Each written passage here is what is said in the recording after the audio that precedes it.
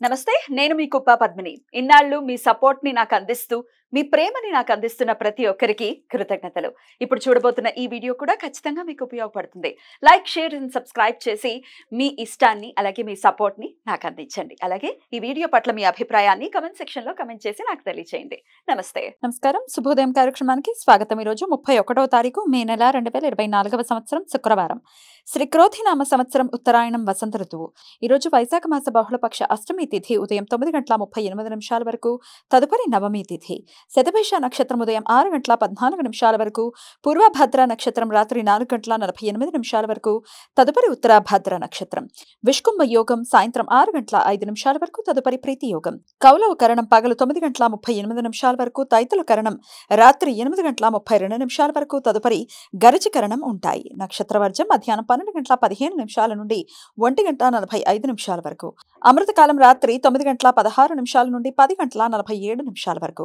హైదరాబాద్ ప్రాంతం వారికి సూర్యోదయం ఉదయం 5:41 సూర్యాస్తమయం సాయంత్రం 6:47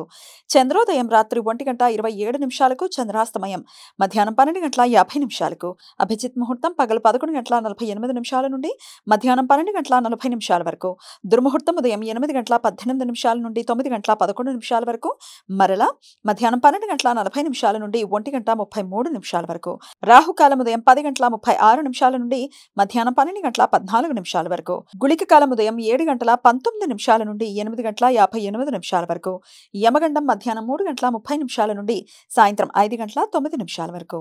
ఈరోజు చండికాదేవి పూజ మార్కండేయ పురాణం ప్రకారం కుటుంబ ఆరోగ్య శత్రుమూలక సమస్యల నుండి బయటపడటానికి ఈరోజు దుర్గాదేవి అమ్మవారి మరో అంశ అయిన